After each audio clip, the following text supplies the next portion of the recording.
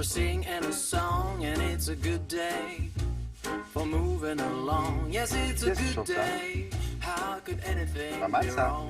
A good day for morning to night. And it's a good day. Non, pas non plus. J'ai mis comment? Bon, d'accord, tout à l'heure, c'est pas grave. Pourquoi on fait monter la température? Parce qu'on va vous parler de poêle à bois. C'est de saison, hein, franchement. Mais il y en a toutes sortes. Alors ça, c'est des granulés. Des granulés, des pelés et du bois. Pourquoi cette saison? Parce qu'effectivement, il y a quelques jours, il a fait très froid en France. Et dès qu'il fait froid, les Français se disent... on va acheter un poêle à bois ou on va mettre un insert à la place de notre cheminée. C'est le après qui est le plus intéressant. Ou on va acheter un petit poêle électrique. Exactement, où on va changer ces radiateurs qui sont vraiment des grille-pains pour en mettre des plus sophistiqués. Oui, parce qu'il y a beaucoup encore de radiateurs en France qu'on appelle grille-pains, c'est-à-dire qu'ils consomment un maximum d'énergie pour un minimum de rendu énergétique. Dès que vous les allumez, il fait très chaud. Dès que vous les éteignez, il fait très froid. Donc ça consomme un maximum d'énergie. Donc on va mettre des grille-pains, c'est-à-dire des chauffe-eau avec... Quand tu dis des trucs comme ça, tout le monde vous fait faire. Oui. Les vieux radiateurs qu'on a tous eu. Vous gagnez jusqu'à 50% d'électricité en changeant vos anciens radiateurs. Bon, et ça c'est la solution. Alors vous connaissez les bûches, vous connaissez, on en a déjà parlé, des pelés, c'est-à-dire ça chauffe, vous avez un réservoir derrière votre poêle à bois, et ces petits pelés qui sont du bois compressé vont chauffer pendant 48 heures. Pourquoi on appelle ça des pelés? Ça s'appelle des pelés, ce sont des granulés de bois, on appelle ça des pelés. Voilà. Ça se prononce comme ça en anglais, je crois. Pellet. Non, mais ça s'appelle pelé en français aussi. On dirait un peu une nourriture, vous savez, qu'on donnait aux lapins quand on était petits. C'est vrai, ça ressemble. Votre grand-père, mon grand-père donnait ça, mais c'est du bois. Ils sont tous morts, vos lapins. Ils mangent ça? Ah ben s'ils mangent ça, oui, c'est sûr que c'est du bois compressé. Ils sont tous morts. Mais... Vous avez senti? Ça sent quoi? Comment ça sent? En fait, si. Ah si, ça sent. Ça sent, mais voilà. Ça sent quoi, le bois? Ça sent un peu de la... Non, ça sent la peinture. Ah ouais? C'est en fait le petit... Vous savez que c'est un peu brillant. C'est ce qui va... C'est la matière qui entoure en fait le bois pour qu'il reste granulé. Donc c'est cette odeur-là, mais ça ne se retraduit pas dans votre intérieur. Alors l'intérêt du pelé, c'est que vous pouvez laisser chauffer votre poêle à bois pendant 48 heures. L'intérêt de la bûche, c'est que vous avez la senteur du bois, vous savez, l'odeur du bois, qu'on n'a pas pour les pelés. Alors, il y en a qui ont inventé quoi? Un appareil qui, à la fois, dans le même appareil... Il est mixte. Voilà, il est bi, regardez. Le froid de ces derniers jours et l'augmentation du coût énergétique poussent de plus en plus les particuliers à choisir le mode poêle à bois comme chauffage de complément. L'avenir appartient aux appareils performants munis de systèmes de double combustion présentant des rendements très élevés. La véranda est aujourd'hui une pièce supplémentaire de la maison et quand elle a été construite il y a quelques années, il est quand même possible d'y intégrer un poêle à bois. L'idée, supprimer un pan de verre et le remplacer par un panneau isolant et hydrofuge qui accueillera le conduit. Le poêle, quant à lui, est fabriqué en France. C'est une fabrication française dans notre usine qui est dans les Ardennes. Notre usine en fait est une fonderie, donc nous fabriquons notre propre fonte sur place. Nous avons 3 lignes de fabrication de pièces par technologie de moulage, 4 lignes de montage. La hauteur des tuyaux d'évacuation des fumées doit respecter un calcul bien précis que les professionnels connaissent bien. Ces tubes géants proposent des couleurs variées pour faire partie intégrante du design du poêle. Il est aubané avec une prise dans le toit pour faire face au grand vent. Un poêle design silencieux qui offre 2 innovations performantes. La première innovation concerne une technologie qui consiste à isoler de manière discrète dans un module mural toutes les composantes d'un poêle à granulés et qui permet de mettre devant le poêle de son choix. Nous avons toute une collection d'appareils qui peuvent venir prendre place devant et on laisse le choix à l'utilisateur du format de combustible qu'il veut utiliser. Et c'est là la deuxième innovation, c'est que dans le même appareil, on peut mettre soit des bûches, soit du granulé. Ce réservoir mural intelligent offre-t-il une grande autonomie? On a une trémie qui va jusqu'à 22 kg et qui, suivant la puissance, va permettre de pouvoir fonctionner jusqu'à 27 heures. Le granulé est pratique, mais a-t-on le même rendement en matière d'énergie? Sur le granulé, on fonctionne avec une plage de puissance entre 3 et 6 kW. Et lorsqu'on fonctionne à la bûche, c'est un fonctionnement optimal à 7 kW. Mais là encore, avec la bûche, tout dépend de l'utilisateur et de la quantité qu'il souhaite mettre à la combustion. Un système de pilotage sur le côté, associé à une sonde de température, vous permet de régler le confort de chauffage de vos pièces. Cher, moins cher. Poêle à bois traditionnel à partir de 500 €, poêle à pellet à peu près 800 €, le combiné à partir de 1200. Vous avez compris l'installation là-dedans? Non, c'est juste l'achat du poêle. Ah bah oui, bah oui. Évidemment, Mais vous avez droit à 30% de crédit d'impôt si vous le faites poser par un professionnel. Donc ça, il faut le savoir. Oui, c'est intéressant. Je savais bien. Ah oui, bah oui. Petite astuce, un petit bonus. Petite astuce, Merci, petit bonus. merci, M. Calignan. Ouais, je vous en prie. Où les nuits sont si longues qu'on en oublie le temps. Mélanie Griffon, on va vous emmener dans une galerie parisienne qui est spécialisée dans l'art de ces oui, la peuplades-là. galerie Meyer est vraiment spécialisée dans l'art esquimau. Et l'art esquimau, William, ce sont tous ces objets qui viennent de ces grands territoires, de l'Alaska, la Sibérie, le nord du Groenland, le nord du Canada. Voilà, ces territoires qui s'étendent sur des milliers de kilomètres. Et ce sont des objets qui ont été créés par des chasseurs-cueilleurs, par des pêcheurs de phoques, de baleines. Et ce sont voilà, des gens qui vivent dans des conditions climatiques extrêmes, dans un monde de pénurie, de rareté. Et ce monde-là, d'une dureté absolue, va donner un caractère tout particulier à ces objets. Tout d'abord, l'art esquimau, William, c'est un art très archaïque. Tout simplement parce que les peuplades là-bas se succèdent depuis 2300 ans. Donc les objets que vous voyez là, certains datent de 200, 300 avant Jésus-Christ. C'est le cas par exemple de cette petite Madone qui est absolument adorable, qui a été faite dans de l'ivoire de morse, qui a cette patine parce qu'elle a été plongée dans ce qu'on appelle la toundra. Donc c'est cette terre complètement congelée qui ne dégèle qu'occasionnellement, que très rarement. Et on pourrait même, avec cette petite Madone, on pourrait même l'apparenter à des œuvres de l'âge de glace, des hommes préhistoriques. Donc on sent que les Esquimaux ont vraiment gardé un lien avec le tout début. Ils taillaient ça avec des tas de... Mais c'est pas poli, William. En fait, c'est la patine qui fait ça. Cette pièce-là, elle a été pendant des centaines d'années dans la toundra. Donc ça, cette patine-là, on ne la retrouve sur aucun autre objet, aucun autre type d'objet. Ensuite, ce que vous pouvez voir, c'est que ce sont des tout petits objets. Après, vous me direz, là-bas, tout est petit, les Esquimaux sont petits, leurs maisons sont toutes petites. L'igloo, c'est pas un F4. Non, mais ils ne vivent pas dans des igloos, ça c'est une... c'est une des gens, non. Oui, donc ils vivent dans leur petite maison. Donc tout est petit, puis bien sûr ça dépend aussi de la matière. L'ivoire de morse, la défense de morse n'est pas grosse, donc on ne peut pas faire des gros objets. Et puis vous allez le voir aussi, ce sont toujours des objets hyper stylisés, très raffinés, souvent énigmatiques. Vous voyez les petites loutres là, elles n'ont que 3 pattes, on se demande pourquoi, on ne sait pas bien. Donc voilà, tout ça, c'est ce que vous allez découvrir à la Galerie Meyer, chez Anthony Meyer, qui nous explique. Regardez.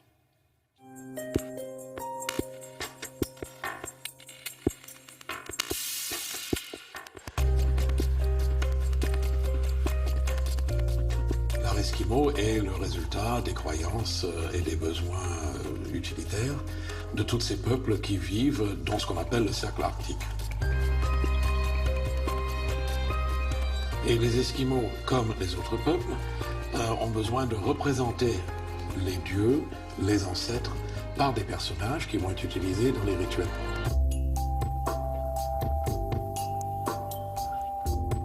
Dans la collection, vous avez un ensemble de têtes, notamment une qui est absolument extraordinaire, qui est probablement la plus grosse tête Oquvik connue. Et cette culture Oquvik est représentée par une stylisation extrême, une sorte de Modigliani des formes. C'est de la défense de morse, on dirait du bronze ou de la pierre. Ce morceau d'ivoire a été dans la permafrost, c'est-à-dire cette terre congelée toute l'année, donc il y a cette coloration.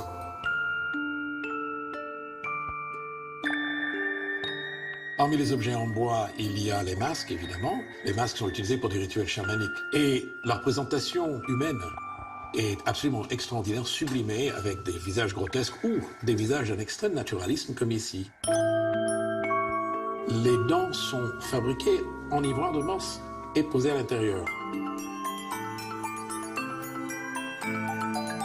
Pour les objets en bois figuratifs, on a ce petit personnage absolument charmant qui représente une femme enceinte et qui est probablement liée à des rituels chamaniques de fécondation. Donc on voit que le nœud de l'arbre est utilisé comme nombril sur le ventre enceinte.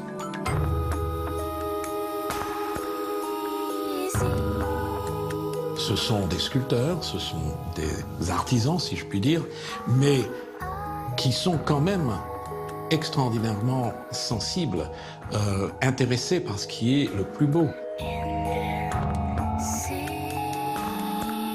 Celui qui a fabriqué cet objet, qui est probablement un petit crochet pour aller chercher quelque chose, peut-être dans une soupe chaude, je ne sais pas, a eu une illumination. Il y a la représentation parfaite d'un morse, avec ses deux défenses qui descendent. Il y a aussi les objets de la vie de tous les jours. Donc vous avez des bols, des lampes, des couteaux. Et vous avez ici quelque chose d'absolument extraordinaire, une cuillère en forme de baleine.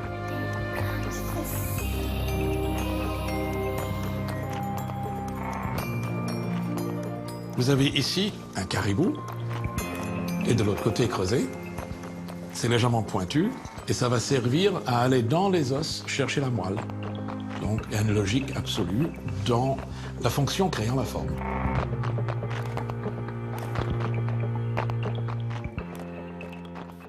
Et c'est un art qui se perpétue ou Oui, c'est un art qui il y se a encore des perpétue et artistes qui aujourd'hui, sculptent bien comme ça. sûr, il y a Ah ouais. encore, il peut y avoir des objets beaucoup plus récents. Vous voyez, celui-ci, par exemple, il n'est pas aussi ancien. Ça, c'est ce qu'on appelle un Ninrook. Alors, l'Inrook, c'est le gardien du feu, de la lampe, dans toutes les maisons. Et il est dans toutes les maisons. Alors, on lui donne à manger, on lui donne à boire.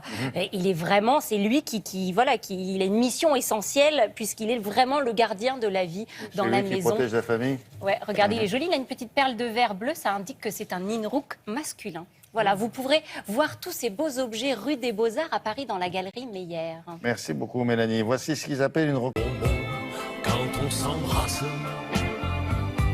ça a le goût du bonbon, un peu des glaces. Ah, il sait tout faire, Vincent Moscato. Il chante aussi. Ah ben ça, je ne le savais pas, je le découvre, Ah, William. bon, enfin, vous avez cette voix chaleureuse et C'est vrai. tendre. Et alors, je vais vous dire, il m'a bluffé. Alors, vous savez, on est tous un peu étonnés quand il y a des reconversions vraiment aux antipodes. C'est vrai qu'au début, Yannick Noah, passant de tennisman à chanteur, on s'est dit, oh là là, et il fait une carrière magnifique. Eh bien, Vincent Moscato est un vrai acteur, mais vraiment. Donc, il était évidemment international de rugby. Maintenant, il est sur scène en one man. Très bon acteur. Je l'avais vu en 2009. Il jouait le rôle de Mario David dans Oscar. Vous savez, le prof de Ouais, gym bien avec sûr, De bien Funès. sûr. Il y avait eu une version avec Bernard Tapie et Chantal Latsou à Paris. Il jouait le prof de sport et tout de suite, on avait senti qu'il était à l'aise. Alors, le nouveau one man de Vincent Moscato s'intitule Au Galop. Il est en tournée dans toute la Les pros France. disent des one man. Chaud. C'est très chaud. C'est un le one gars man qui est show. tout seul sur scène, en gros. Voilà, quoi. le seul en scène de Monsieur Moscato, il est en tournée dans toute la France. Alors oui, il y a quelques petites vannes, William, dignes des troisièmes mi-temps de rugby. Il assume, Vincent. C'est pas que ça, attention. Hein. Il parle des politiques, mais il y a aussi de temps en temps quelques bonnes petites vannes, notamment lorsqu'il parle du calendrier des dieux du stade. Ah oui, c'est Ah bah vrai oui, ça. Ça fait 20 minutes sur scène, Il a- c'est désopilant. Il n'a pas fait ça, lui, non? Si. Non. Ah oui, il a fait ça dans le temps? Si. Ah ouais. Je me rappelle pas. Il a jamais voulu. Alors en tout cas, il n'était pas loin parce qu'il a. Il aurait pu. Il aurait pu. Ah bah oui. Et Il pourquoi raconte on les ne ferait pas coulisses. le calendrier des anciens du rugby? Pourquoi pas? Ce serait pas mal. Hein. Ah bah oui, bon, c'est pour rire. Oh. Nous l'avons rencontré, Monsieur Moscato. Ouais, Regardez. Moscato, alors, Vincent. Moi aussi, j'étais de gauche. Bon, comme vous. Moi aussi, j'ai été pauvre. Moi aussi, j'ai voulu partager l'oseille de ceux qui en gagnaient. Mais maintenant, j'en gagne. Bonjour, Monsieur Moscato. Damien.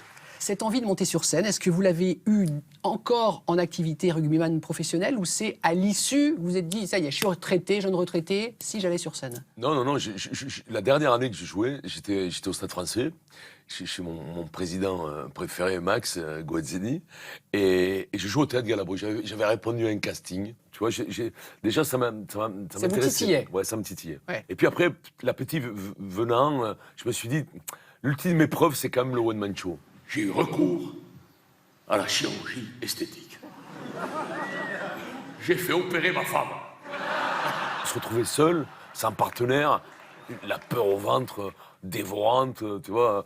Et puis petit à petit, tu peaufines, tu te prends un peu en main, ça va mieux, tu améliores ton texte, Tu prends de commences à l'assurance. faire rire, et là tu commences à prendre beaucoup de plaisir. Voyage en terre inconnue.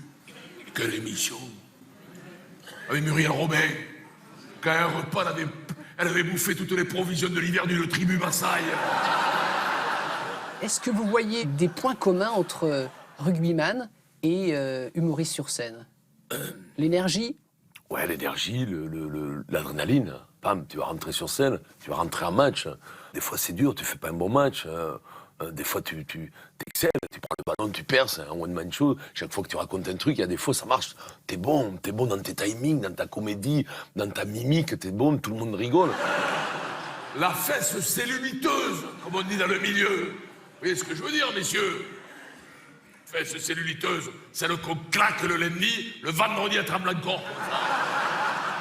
Et puis, c'est une épreuve. Tu joues là, le lendemain, t'es crevé, t'es pas bien, t'as pas envie. Tu te flagelles. Tu te dis, t'as pas envie, tu vas y aller, mon cochon, tu vas te bouger un peu, tu vas te secouer, tu vas faire rire, parce que tu vas pas te ramollir, là, tu vas pas faire ta danseuse, tu vas y aller au mastic, et tu y vas, tu vois, tu t'écoutes pas. Benzema, il a voulu faire chanter Valbuena. Alors, ça mérite une garde à vue, ça? Hein? Est-ce qu'on a mis en garde à vue le producteur de Carla Bruni quand il a essayé de la faire chanter? Séquence totalement hilarante, c'est quand vous nous faites pénétrer dans les coulisses du calendrier des dieux du stade. Ah ouais. Faut voir ça. Un pilier de 130 kilos, oui. Nu comme un verre, velu comme un marcassin, des poils sur le torse épais comme des ronces. L'arrêt du fion tellement dru, on y aurait dit qu'il y avait poussé une sapinette. Tout est vrai, en exagérant un peu, d'accord. Un one-man show, c'est comme une comédie, c'est fait pour être caricaturé. Tu as des très grossis de la société. En genuflexion, le cep claquant sur la cuisse, un cajot de cerises à la main, puisque le mois de mai. Bah, vous êtes un homme heureux alors, Vincent. Non, super, heureux en famille, heureux dans mon job. Écoute, voilà. On croise les doigts? On croise les doigts, ouais. Je te remercie, Damien. Merci, Et Vincent. dis bonjour à William Lémergie, Ce sera Gersal et la voix. Très bien. Bien entendu. Ce sera fait. Merci beaucoup. Et en plus, il a notre immense qualité. Fidèle. Que vous avez pu, oui, bien sûr, vous avez pu apercevoir. C'est quoi? Il a les dents écartées. Ah oui, bah oui. C'est un plus dans la vie. C'est ça. Il fait partie de l'élite. Bon, il a ses chouchous, hein. Gersal, il y a de la voix et Monsieur Lémergie. Alors, vous avez vu, les dates se sont affichées. Vous avez vu les tonnerres de rire, là, sur le coup du calendrier. Écoutez, c'est vraiment ça, efficace. le type tout nu pour Ouais. le calendrier. Ça sent le vécu. Et puis, Avec le cajot de cerise. nous étions en mai, c'est pour ça. Donc, les dates. Et puis, le DVD déjà disponible, Universal, si vous ne pouvez pas aller l'applaudir en vrai. Mais c'est quand même mieux d'aller l'applaudir en vrai, Vincent. Voilà. Merci beaucoup. On se retrouve dans...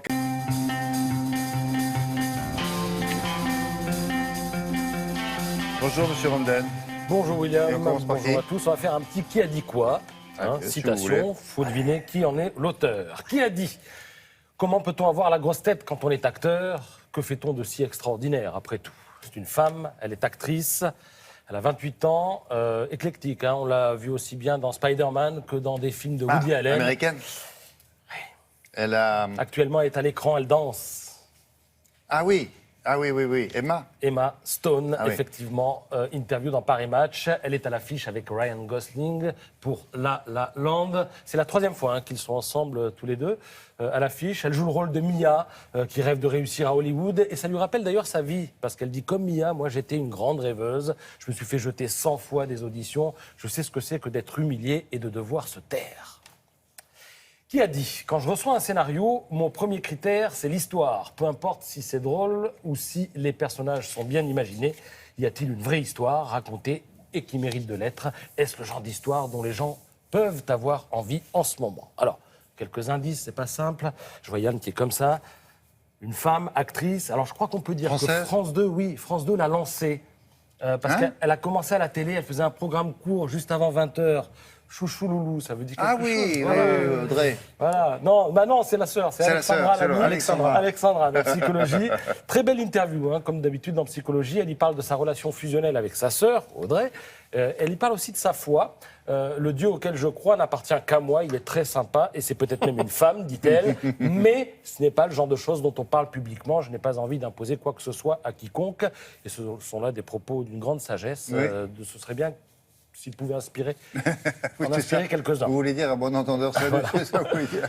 Qui a dit? Quand on est ému par quelqu'un, c'est très difficile de le rencontrer. Et en fait, c'est elle qui m'a trouvé des années plus tard. Alors elle, c'est Barbara.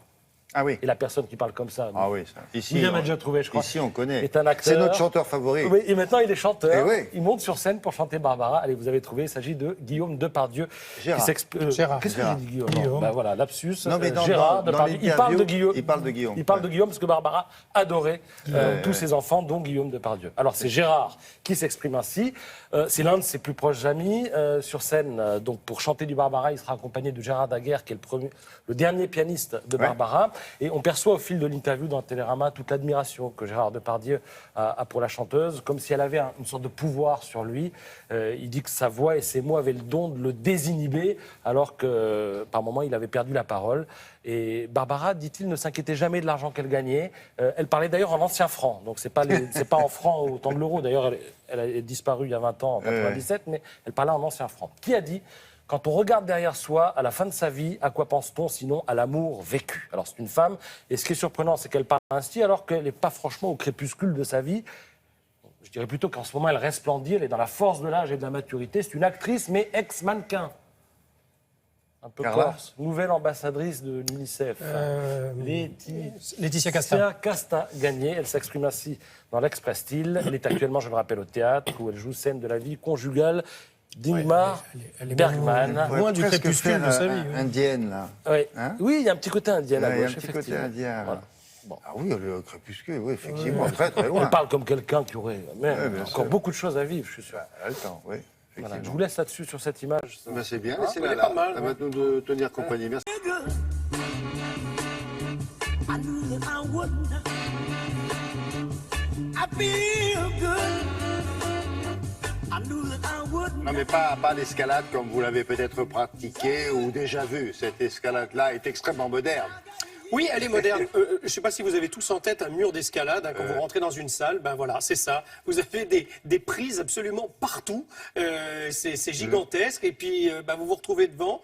Et quand Ah, vous ben, en ça, c'est en salle, il faut préciser, on a compris. Oui, oui, c'est de l'escalade en salle. Et c'est de ça dont on va parler. Eh bien, imaginez, on les voit là un petit peu d'ailleurs. Imaginez maintenant que ces prises-là s'éclairent, s'illuminent. C'est-à-dire que vous êtes en bas du mur et puis ben, vous cherchez votre voix, pour le coup. Eh bien, les prises vont s'allumer. Donc, en fait, la Et voix... si vous loupez, ça s'allume pas. Ah, si, ça s'allume. Ouais, alors ça s'allume au fur et à mesure que vous montez. On vous indique celle que vous devez attraper. Ah, d'accord. Voilà. c'est Alors, ça. il y a un avantage pour les néophytes, parce que du coup, ils peuvent choisir un parcours simple, et le parcours simple va s'allumer. Donc ça, c'est pas mal.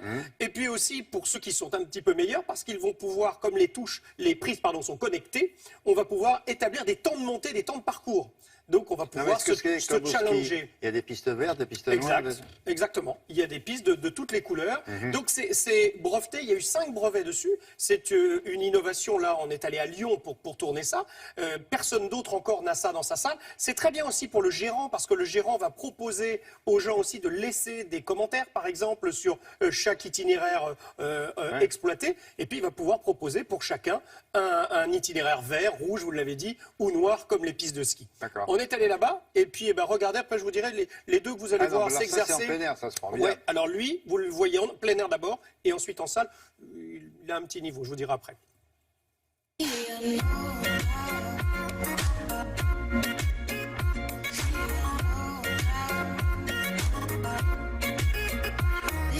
En escalade, c'est comme en ski, on a tous les niveaux, et c'est pour répondre au plus grand nombre qu'on a développé notre système. Concrètement, pour utiliser le système, il suffit de s'approcher de l'écran tactile, de s'identifier avec son bracelet personnel, et puis on peut choisir un ensemble de parcours en fonction de la difficulté que l'on choisit. Une fois qu'on a sélectionné l'itinéraire que l'on veut pratiquer, on appuie sur l'itinéraire, le mur va s'éclairer de la couleur que l'on souhaite, et puis on va pouvoir grimper immédiatement.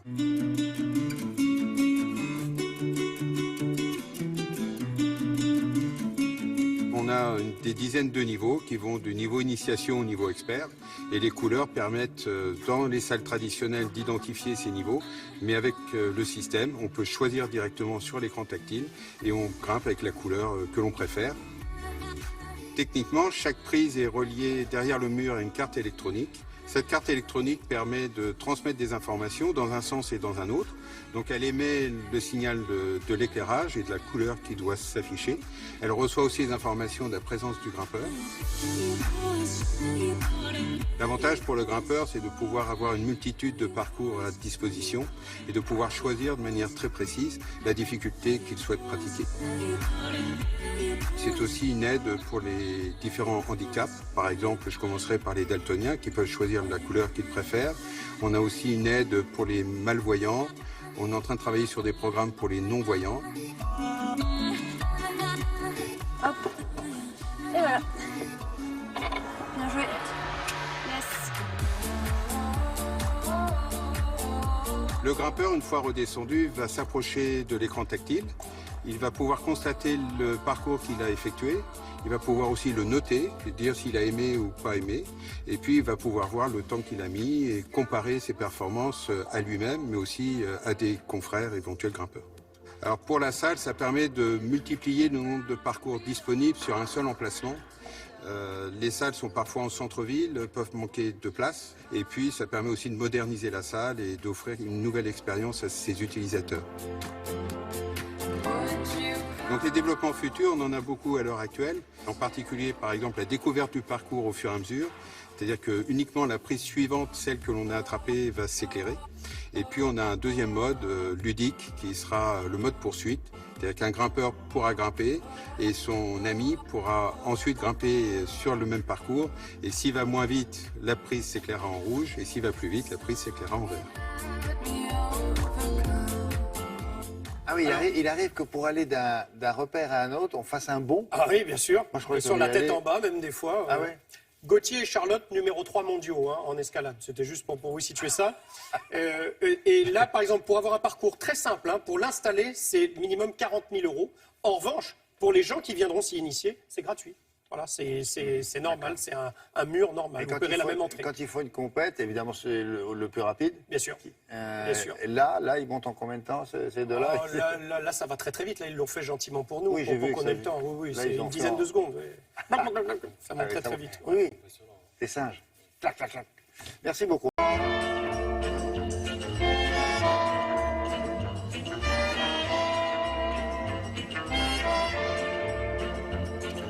Si vous venez de nous rejoindre, bienvenue à Télématin, c'est celui du samedi. Et avec cette musique-là, vous ne pouvez pas vous tromper. On vous emmène où ça? À Rome, à Cinecittà, les années 50, oui, quelque chose comme ça. À travers une plongée dans cet univers reconstitué par Willy Rizzo. C'était un photographe. Photographe, reporter, extrêmement connu dans les années 50. Et il savait tout faire, effectivement, puisqu'il a commencé reporter. C'est lui qui, en 1949, avait fait la photo de Winston Churchill pour la première couverture de Paris Match. C'était en 1949. Il a travaillé pour Vogue, il a travaillé pour Point de Vue, il a travaillé pour Image du Monde, pour plein de magazines, évidemment. Et comme vous le disiez, quand il est allé, parce qu'il est romain, il n'est pas romain, il est italien, il est napolitain. Et en 1968, c'est pas pareil. Comme si vous disiez, le gars, il joue au PSG, non, il joue à Marseille. C'est pour ça que j'ai rectifié, vous avez vu, j'ai pris le soin de rectifier. Donc il n'est pas romain. Mais en 1968, il va habiter à Rome et effectivement, il trouve que là-bas, ça va pas la déco, ça lui plaît pas. Il n'arrive pas à trouver les meubles qu'il faut, donc il va décider de fabriquer lui-même ses meubles. Et ça va tellement bien marcher, il va avoir une demande que du coup, il va avoir sa propre fabrique de meubles, il va avoir jusqu'à 150 employés. Mais pendant ce temps-là, ça durera 10 ans, pendant ce temps-là, il continue la photo. Et il va régulièrement dans les studios de Cinecittà pour photographier les starlets parce qu'il a toujours fait de la photo, il aime ça, il photographiait les portraits de ces femmes que l'on connaissait ou que l'on ne connaissait pas encore en devenir. Et c'est de la photo en couleur. Oh, vous allez reconnaître plein de têtes là-dedans. Surtout vous, William, qui est, regardez, Elsa toute Martinelli. jeune. Non, toute jeune au début. Sophia Loren, exactement. Il a épousé Elsa Martinelli. À peine connue à l'époque. Et Willy Rizzo, c'est de la photo couleur. Donc on baigne dans cette Dolce Vita, cette nostalgie qu'on aime bien au mois de février. Ça fait du bien parce que ça caille un petit peu et voir un peu de soleil du sud, ça fait du bien. Donc nous, on est allé rue de Verneuil, non pas à Rome, mais rue de Verneuil dans son studio qui existe encore et on a rencontré son épouse parce que Willy Rizzo nous a quittés en 2013. Nous, on a rencontré son épouse. Vous vous rendez compte, il avait son studio là et à l'autre bout, Serge Gainsbourg. À Gainsbourg, quasiment en France. Regardez.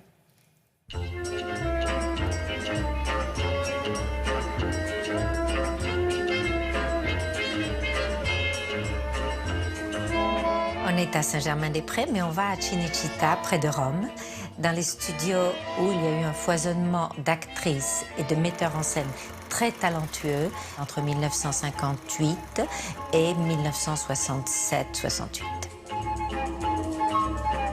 Il y a eu un courant italien réaliste, néo-réaliste, très fort avec Vittorio De Sica, Roberto Rossellini, Pierpaolo Pasolini et ces jeunes actrices ravissantes, sophistiquées mais à la fois naturelles et qui ont commencé une époque. On a aussi dans cette exposition des vues de Rome, très romaines avec les Vespa, les Ferrari, les jolies femmes, les terrasses et les rendez-vous qui n'en étaient pas sur les terrasses de la Via Veneto.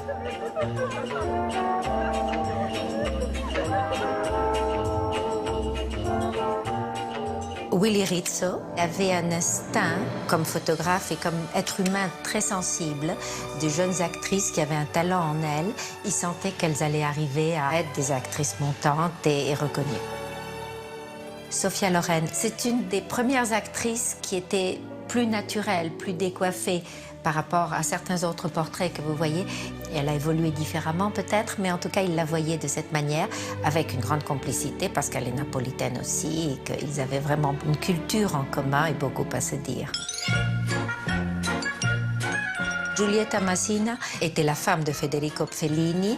Dans le noir et blanc, et cette petite Marguerite blanche, il y a une vraie poésie.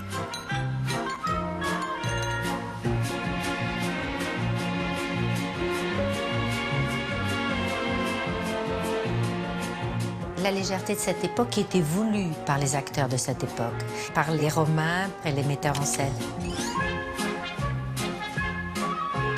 C'était une époque pas exactement d'après-guerre, mais après que l'on se soit reconstruit, on avait envie d'être heureux et de vivre. C'est complètement contemporain de la Dolce Vita et il y a cette air, ce courant très gai qui fait sourire, et dans le cinéma et dans la vie de tous les jours à Rome.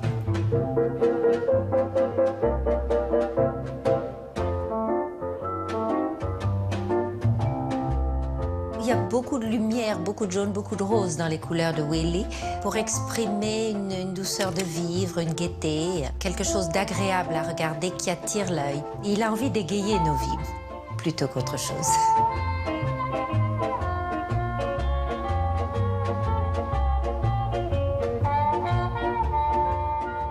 Ça devait être dans Pain, Amour et Fantaisie. Mais là aussi, elle était toute jeune, Gina Lollobrigida, très peu connue, avant Vittorio que De Sica, voilà, si, avec Marlène Dietrich. Donc voilà, si vous voulez revenir dans cet univers définitivement qui nous plaît et nous passionne, c'est donc à la galerie au studio Willy Rizzo, rue de Verneuil, à Paris, jusqu'au 1er avril. Merci beaucoup. Place à l'actualité de la... Strange world, hoping I could learn a bit about how to give and take. But since I came here, felt the... Il y a une chanson qui va avec Edelweiss. Non, il n'y a pas ça, que ça chante, ça, non? C'est dans la mélodie du bonheur. Oui, si c'était chanté par moi, ça ne ferait pas un énorme succès. C'est ça que vous voulez dire. Mais ce serait bien. Edelweiss, et c'est ça que vous allez nous parler. Qu'est-ce qu'on fait avec Edelweiss? Justement, c'est un anti-radicalaire et c'est vraiment un anti-ride, un antioxydant. Et pour que cette plante, finalement, reste toujours aussi belle sur ces hauts plateaux, il y a un secret. Et le secret, justement, il y a des chercheurs et surtout, il y a une femme qui habite Megève et qui s'est dit, voilà, cette plante, elle résiste au froid, au vent, à la neige. Et du coup, il y a peut-être, justement, un secret. Et ce secret, elles l'ont percé. Et donc, à partir de l'Edelweiss, il y a toute une ligne de soins qui a été créée parce que l'hiver, et c'est vrai qu'il faut vraiment prendre soin de sa peau, il faut encore plus la nourrir, plus l'hydrater, ne pas oublier les mains et les lèvres. Et c'est pas parce que, aussi bien que si vous habitez la ville que la montagne, il faut faire attention à vos mains, à vos lèvres et à votre visage. Donc je suis allée à Megève, j'ai rencontré... Oh, c'est terrible, ça. Oui, pas facile. Elle va à Rome et vous allez à Megève. Eh ben non, elle n'a pas pu y aller. Moi, je suis les voilà, mais c'est bon, voilà, en Haute-Savoie. Donc je n'ai pas rencontré Jocelyne Sibuet, qui est la fondatrice de cette jolie marque des Fermes de Marie, qui a été quand même pionnière dans les spas de montagne il y a une vingtaine d'années. Mais nous avons rencontré sa fille Marie, qui est adorable et qui nous parle de toutes ces plantes miraculeuses de montagne. Nous l'écoutons et surtout nous regardons ces belles images de montagne.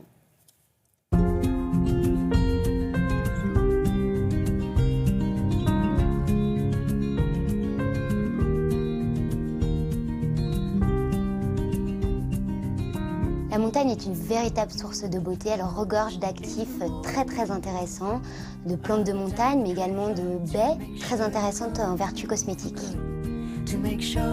On avait un jardin alpin, la ferme de Marie, avec quelqu'un qui était spécialiste des plantes de montagne, notamment l'Edelweiss. Et c'est en nous parlant de ses vertus en cosmétique qu'on a eu l'idée de créer cette gamme aux plantes de montagne. L'Edelweiss, c'est une plante qui pousse à très haute altitude, donc elle est soumise à des conditions extrêmes comme le froid, le vent, mais aussi un rayonnement solaire très important. Et de ce fait, elle a développé des capacités d'autodéfense, protecteur, adoucissant, antiradicalaire. Donc c'est vraiment un ingrédient pour nous qui est extrêmement riche et extrêmement intéressant pour la cosmétique. On récolte nos Edelweiss dans le Valais suisse, dans une culture qui est complètement bio et éco-responsable. Nous, on va utiliser vraiment la fleur. On utilise d'ailleurs l'équivalent d'une fleur par produit. On a commencé par un produit, une crème hydratante assez universelle qui s'appelle Edelweiss numéro 1, qui a été vraiment la base de toute l'histoire, pour en arriver à toute une gamme anti-âge, mais également une gamme pour le corps et des petits produits également pour les lèvres et pour les mains. On propose différents soins du visage. Le soin bol d'air pur, par exemple, qui est un soin où on applique un masque qui s'appelle fleur de givre, qui va vraiment régénérer la peau. L'hiver, on a une peau qui est beaucoup plus sèche et on a besoin d'hydratation qui est beaucoup plus important que le reste de l'année. Donc c'est là où il faut évidemment boire plus, mais également hydrater sa peau en permanence. Les mains, les lèvres, les extrémités, ça a tendance à être encore plus fragile et encore plus soumis aux conditions extrêmes. Donc là, on doit vraiment utiliser des produits encore plus riches. Nous, on a une crème qui s'appelle le secret des Alpes. Donc ça résume bien un petit peu tout ce qu'on retrouve à l'intérieur avec l'Edelweiss qu'on retrouve dans chacun de nos produits, associé à une cinquantaine d'autres plantes des Alpes, mais également des plantes qu'on retrouve dans toutes les zones un petit peu plus montagneuses dans le monde. Notre objectif, c'est d'utiliser un maximum de plantes et d'ingrédients naturels dans nos produits parce que ça correspond aussi à nos valeurs et à notre environnement. On vit en pleine montagne et on ne conçoit pas aujourd'hui d'avoir une marque qui ne représente pas notre univers de montagne. Bien ça. Ouais. Oui, alors l'Edelweiss, c'est une plante... Il y a des clients, ils veulent connaître, là, ils veulent voir à quoi, ça ressemble. L'Edelweiss, c'est une plante qui est protégée, donc vous avez des cultures aujourd'hui qui sont bio, qui sont essentiellement en Suisse, puis surtout l'eau qui est utilisée, c'est vraiment puisé à la source du glacier du Mont Blanc. Donc vraiment, voilà, ce sont des produits très très purs, c'est pas des produits extrêmement chers, ce sont le prix de produits que l'on peut trouver en pharmacie, puisqu'il faut compter 25 € un baume pour les mains, 16 € pour un baume pour les lèvres, et 57 € pour la fameuse crème Edelweiss. C'est des prix... bon, on va leur écrire. J'ai la peau très sèche. Voilà, en tout cas, surtout bien se protéger, se nourrir. C'est très très important, sans oublier aussi de se démaquiller, parce que pour avoir une jolie peau qui dure... Oui, mais ça, tout le monde ne le fait pas, William. Hydratez-vous, hydratez-vous, hydratez-vous. Regardez ce teint de bébé. Merci beaucoup. Oh, ça va. Tiens, on reste dans la beauté. Mais quand on voit Marie, regardez, elle a, je ne vais pas dire son âge, mais elle fait 19 ans et elle en a une petite trentaine, on ne dirait pas. Non, donc voilà. Alors, si la montagne, ça garde. Oui, le froid, ça un bon exemple pour ses produits. Exactement. On reste dans la beauté avec Julia Dubois, parce que là, elle voudrait vous parler, Julia, d'un phénomène. Quel phénomène ? Le phénomène des tutos beauté, vous savez, ça s'appelle... Tuto beauté. Ce sont des tutorats beauté, ce sont ces blogueuses beauté qui font un carton sur le web parce qu'elles mettent en ligne des vidéos où elles vont prodiguer des conseils, donner des astuces, donner des cours de maquillage. Cette semaine, c'est cette jeune femme qui buzz parce qu'elle est très célèbre, c'est une blogueuse qui est extrêmement suivie et que de plus en plus sur Internet, ces tutorats beauté, ils servent à défendre des causes fortes parce qu'évidemment, elles sont très suivies, elles veulent défendre la cause des femmes, donc ces causes fortes, eh bien, elles sont dans ces tutorats beauté. Alors au début, on pense qu'on assiste seulement à un tutorat qui nous explique comment se démaquiller. Oui. Vous voyez? Et puis quand on avance un peu plus dans la vidéo, eh bien on se rend compte que sous ce maquillage, le visage cache des bleus qui apparaissent au fur et à mesure du démaquillage. Cette vidéo, elle vient du Maroc, c'est une blogueuse beauté marocaine, mais elle a fait le tour du web pour défendre et relancer le débat pour protéger les femmes là-bas, ici, partout. Ah oui, contre les violences faites aux femmes. Contre les violences faites aux femmes. C'est vraiment bien fait, ça. C'est extrêmement bien fait. Et en plus, au début, elle est très légère, très souriante, comme dans n'importe quel tuto beauté. Et puis la musique change, son regard change. C'est une très très belle vidéo. C'est très frappant.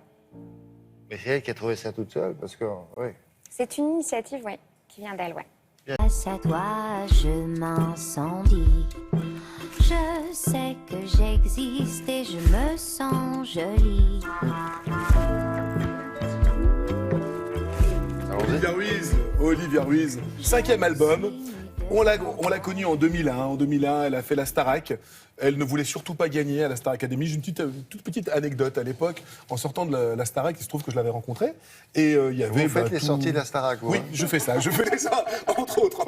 Il y a un gars à la sortie, bonjour. Vous voulez réussir dans la chanson? Je fais les sorties de la Starac. Et à l'époque, il y avait plein de producteurs qui lui proposaient de faire un album avec des chansons qui n'étaient pas les siennes. Et elle avait dit, elle avait 20 ans à l'époque. Elle avait 20 ans, elle avait un contrat. Universal, pour ne pas les citer, qui lui proposait un contrat en bonne et due forme. Elle disait, non, moi, je vais faire mes chansons. Je veux ma couleur. Et je crois que ce qui la caractérise le plus, c'est ça. Cette volonté, depuis le début, de savoir où elle ne voulait surtout pas aller. En 5 albums, elle s'est imposée vraiment comme une nouvelle valeur de la nouvelle scène française. Son nouvel album s'appelle À nos corps aimants, aimant A-I-M-A-N-T-S. Sous la plume d'un confrère, j'ai pu lire que c'était un album pour faire l'amour. Je l'ai entendu. Je vous assure que... Vous allez dire, je vais tester. Mais vous avez le droit. Hein. J'ai écouté l'album et je vous assure que ça marche. Et ça marche très bien. Ouais, ça marche bien. Je sais bien. Allons-y.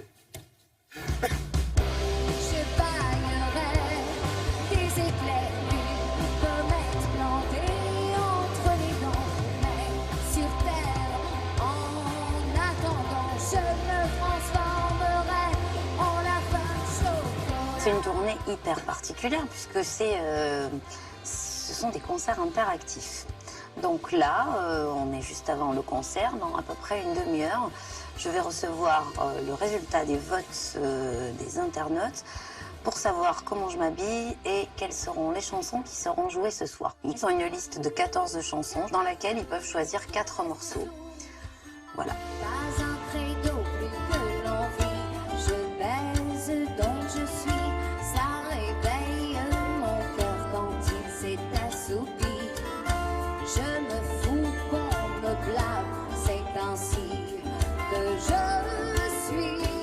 Je baise donc je suis. C'est de la provoque, c'est une volonté d'affirmer haut et fort le désir féminin, le désir d'une femme. Franchement, Frédéric, je ne m'attendais pas du tout à ce que ça réagisse aussi fort avec cette petite phrase. Pour moi, cette phrase, elle s'insère tellement dans une histoire qu'elle arrivait là d'une façon très naturelle. D'ailleurs, elle est venue toute seule. Pas un credo plus que l'envie, je baise donc je suis. Moi, j'ai pas vraiment de tabou sur le sexe et tout. Avec mes copines, souvent, elles me trouvent un peu crue. Moi, je trouve qu'on peut se parler de tout très librement, et notamment de sexe. Nino, mi niño, que puedo hacer? C'est un Nino, mi niño sous l'exomile et c'est presque les anciens. Du stand-up chanté, ce que vous faites. Ça dépend des soirs, mais effectivement, vous avez raison. Certains soirs, si le public est très présent, s'il discute, s'il interagit avec nous, il peut se passer beaucoup de choses, et notamment parfois des monologues plutôt drôles.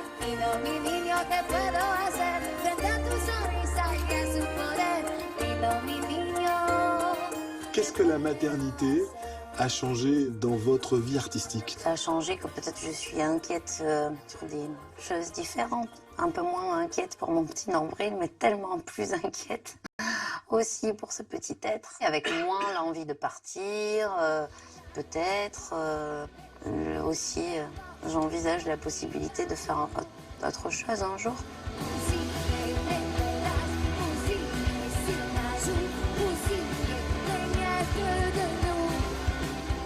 J'aime bien l'idée que la vie va me faire des surprises et que tout est possible à partir du moment où j'aurai l'énergie d'apprendre encore. Qui sait, peut-être demain, je serai votre thérapeute, Frédéric. Allez savoir. Thérapeute, j'en ai un, c'est bon. Moi, c'est super. Tout va bien.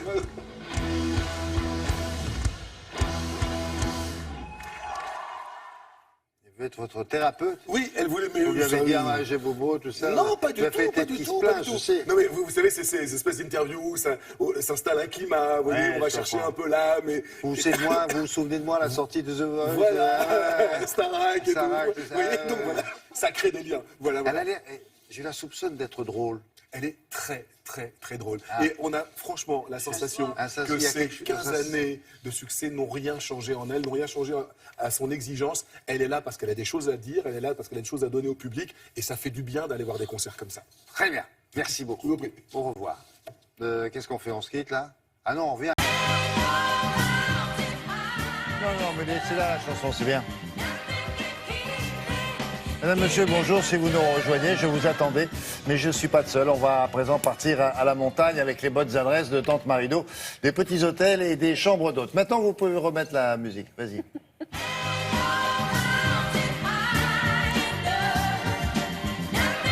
C'est joli, c'est ce que vous l'avez enregistré. Parce que la montagne, c'est pas simplement des vallées de ski et boire du génépique. C'est bien, il n'y a pas que ça. Il y a des randonnées, il y a des paysages incroyables, des lacs à explorer, dont on profiter. Alors, hiver, bien sûr, comme été d'ailleurs, il me semble. Hein. Là, je vous propose un peu une montagne pour ceux qui n'ont pas vraiment envie de skier, quoi. Parce qu'on peut être à la montagne sans forcément faire du ski. Quand la dernière adresse, on peut skier. Exactement, la dernière adresse, on peut skier quand même. Voilà, puisque c'est une station. Alors, ma première adresse, elle est au bord du lac du Bourget, la Riviera des Alpes. C'est le château de Bourdeau, qui défie les siècles, puisqu'il a vu passer du beau monde, notamment Lamartine, qui a écrit, tous les écrivains. Il est en surplomb du lac. C'est un emplacement, franchement, de rêve. Tous les écrivains du 19e sont passés par là, et même des têtes couronnées. C'est donc le lac du Bourget, pour la première adresse. La deuxième adresse, c'est un petit hôtel, un boutique-hôtel. Alors, le mot boutique-hôtel, personne ne sait vraiment ce que ça veut dire, parce qu'on pense à une boutique, et d'habitude, c'est un petit hôtel. Et bien là, ils ont bien combiné les deux. C'est à la fois un hôtel et tout est mis en scène, tout est à vendre, les bibelots, le mobilier, les objets. Là, c'est pour une fois un vrai boutique-hôtel et c'est au bord du lac d'Annecy. Alors, on quitte les Alpes pour le massif vosgien et là, on est à Gérardmer. Alors là, c'est à la fois une station de ski, un beau lac et au-dessus, une chambre d'hôte dans un joli chalet aménagé style montagne, montagne des Vosges. Allons-y.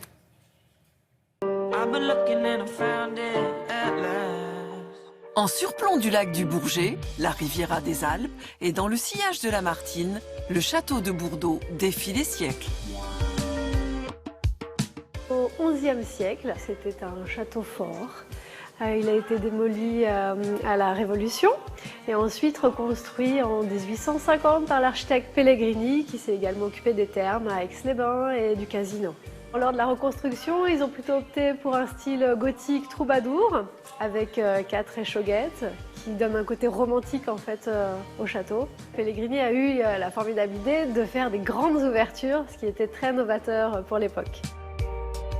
Beaucoup d'écrivains sont passés par là, donc avec notamment George Sand. Avant, on a eu Honoré de Balzac et également Montaigne.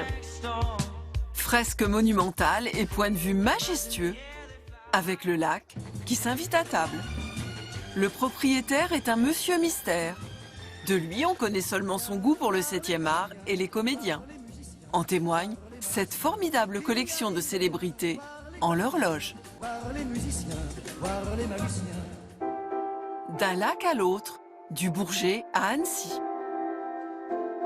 1 an de travaux intensifs ont été nécessaires pour la création de ce boutique-hôtel imaginé par 2 cerveaux bouillonnants d'idées. Cette maison date de 1850. Elle appartenait au maître de la chocolaterie, qui était juste à côté, et les sœurs du couvent Saint-Joseph l'ont reprise pour accueillir les enfants abandonnés. Nous, on a repris la définition même du boutique-hôtel, c'est-à-dire un petit hôtel d'une dizaine de chambres dans une maison remarquable, et l'ensemble des mobiliers est à la vente. Delphine n'a pas son pareil pour twister bibelots, tissus et couleurs, pour créer des ambiances, installer une atmosphère. À chaque chambre son thème et plein d'idées déco à piquer. Une chambre qui ressemble à une classe d'école pour rappeler aussi l'histoire et l'origine de cette maison. Nos hôtes sont émerveillés et ils se disent « Ah, tiens, il y a des petites choses » et on discute et il y a une réelle relation qui se fait au niveau des objets, de la déco, entre eux et nous.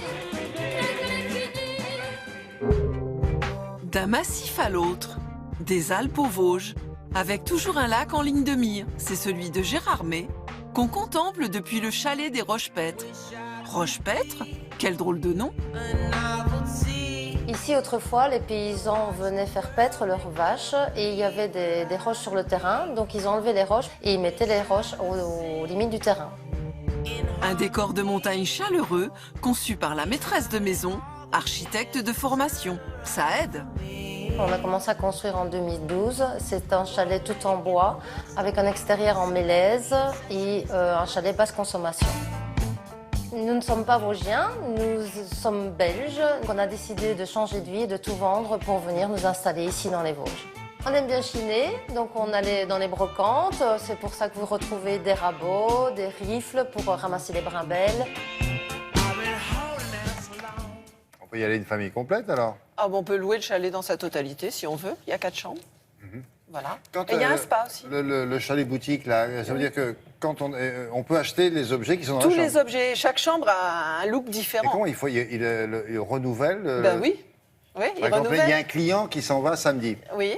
Et il dit, je prends ça, ça, ça et ça. Il part avec? Eh ben, il part avec, oui. Et bien alors, sûr, le il samedi, achète. il reloue la chambre? Eh ben, il refait un autre décor. Vite fait.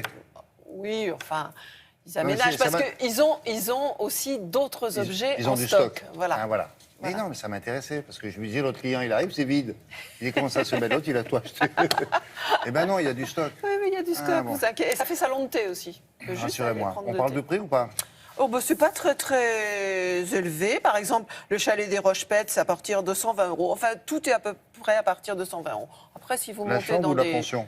La chambre. Et si vous montez dans les hauts de gamme du château de Bourdeaux, là, ça peut être beaucoup plus cher dans les grandes chambres. Le double. Au moins.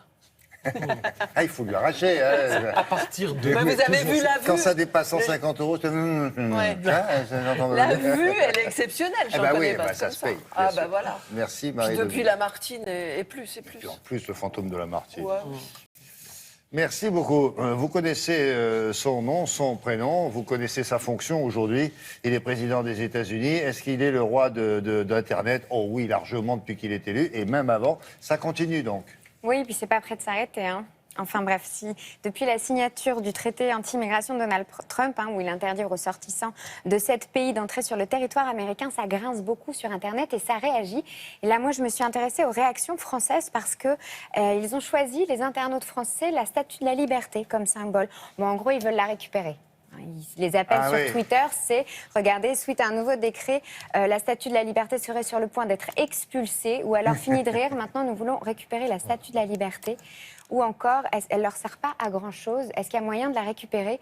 Beaucoup d'Internet, à l'image de ce tweet très célèbre de Pierre Ninet, qui reprend les lignes, vous savez, qui sont sur le socle de la Statue de la Liberté. Envoie-les-moi les déshérités, que la tempête me les rapporte, qui sont sur le socle. Oui, et puis en plus, elle est un peu à nous. Hein, alors, elle est complètement à nous et elle est vraiment le symbole de l'immigration massive qui a créé la population américaine au début du siècle. Donc c'est vrai que les internautes sont légèrement grinçants, mais envoient un message très fort sur le web. Ouais, ça. Et quand M. Bartholdi a envoyé des statues miniatures aux États-Unis, de cette statue-là, il a demandé à un Français de réaliser ça. Et le Français s'appelait M. Gaget. Et quand ils ont appris le nom de ce monsieur-là, ils ont dit, qu'est-ce que c'est? C'est un gadget. Gadget. C'est venu de là. C'est fou, non? Ah, c'est dingue. C'est dingue, ouais. Et voilà. Bon, on a appris un truc? Ouais, super. En fin d'émission... In my heart, reaching a fever pitch and it's bringing me out the dark. Avec Sylvia Digard le samedi, mais pas seulement. On parle d'architecture et de design dans Télématin. Et là, il s'agit d'une designer. On dit comme ça? Bah oui. Bon. Mais enfin, il y a des spécialités chez ces personnes-là. Et elle, Elle est quoi? designer ou sculpteur lumière. Sculpteur lumière. Oui. Mais elle sculpte la lumière? Non, elle sculpte l'objet. Eh bien, les deux, en fait, c'est ça, parce qu'elle travaille à partir du LED. Alors, elle s'appelle Sylvie Maréchal et elle est, pour moi, vraiment pile poil dans l'époque. Pourquoi? Parce qu'elle allie design, patrimoine et savoir-faire. Savoir-faire et innovation aussi. Parce que vraiment, tout commence pour elle en 2004. Elle vient du monde de la pub. Et en 2004, elle crée un objet qui s'appelle Smoon. Qui s'appelle Smoon. Smoon. Oui, Smoon. C'est une lampe nomade. Et en fait, elle gagne plein de prix. Elle est sur Maison et Objets en 2004. Donc Ouais, ça une lampe torche, cartonne. quoi. Oui, non, enfin... Oui, mais torche Ouais. stylisée. Quand vous Bah, une verrez... lampe torche, c'est quand, ça, quand non? vous, quand Non, vous mais verrez... non, Oui, tu peux la oui, non, déplacer. mais c'est vrai, on peut la déplacer. Nomade. Pas Bah, que pour aller dans la cave.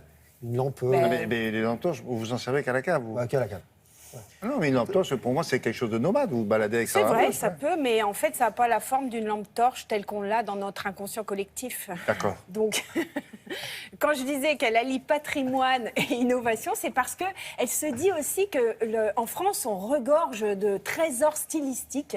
On est quand même le pays des arts décoratifs. Oui. Donc, le pays des grands lustres dans les grands châteaux. Oui. Et elle décide de les restructurer, de les déstructurer, d'en faire des objets poétiques. Vous voyez, les chandeliers comme ça, ce qu'on voit, elle, en fait, elle les met pas tous ensemble. Elle les met à différentes hauteurs. Et surtout, elle va chercher des matériaux, quand je parlais aussi de savoir-faire, les appliques, elles sont en porcelaine. Ou quand je parlais innovation, les appliques sont en carbone. Donc, elle a eu l'idée géniale. Et, elle s'est spécialisée dans tout ce qui est clair, quoi. Dans tout ce qui est clair. Et en ce moment, elle a une actualité très forte, puisque le dernier hôtel à Courchevel, autant vous dire assez luxueux, elle a un lustre monumental dans l'entrée. Le restaurant de la famille Rostand, pareil, elle a un lustre très imposant dans le restaurant. Donc, maintenant, les chefs, les grands, les décorateurs viennent la chercher aussi pour fabriquer. Des modèles uniques, donc. Des modèles uniques. Mais vous verrez dans le reportage, elle a d'autres envies. Regardez.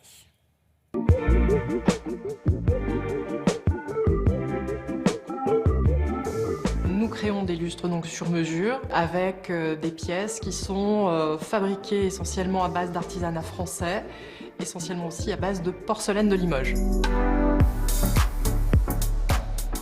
L'idée était effectivement d'avoir un matériau qui soit peut-être un matériau traditionnel fabriqué déjà depuis plusieurs centaines d'années en France et de l'allier à une technologie du 21e siècle qui sont les LED et de travailler sur la translucidité de ce matériau. Les sources d'inspiration sont avant toute chose les chandeliers des châteaux français. L'idée était de réinventer ces chandeliers passés et proposer quelque chose qui soit aussi possible en sur-mesure. Permettre de pouvoir dimensionner ces pièces comme on en a envie, comme on en a besoin, que ce soit pour un particulier ou que ce soit pour un hôtel, un restaurant.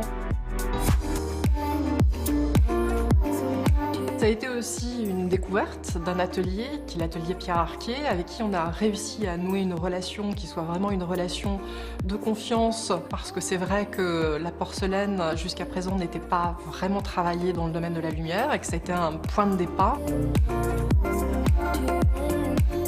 La porcelaine peut être travaillée comme des assiettes finalement et on peut avoir des finitions qui sont différentes. Donc on peut apporter aussi des décors qui peuvent être soit or pour avoir un côté très chic, très luxueux. Et puis après tout est possible. Donc on peut avoir du cuivre, on peut avoir du chrome, on peut avoir ce qu'on veut. Toutes les couleurs qu'on utilise dans les assiettes, finalement on peut les réutiliser aussi sur des luminaires.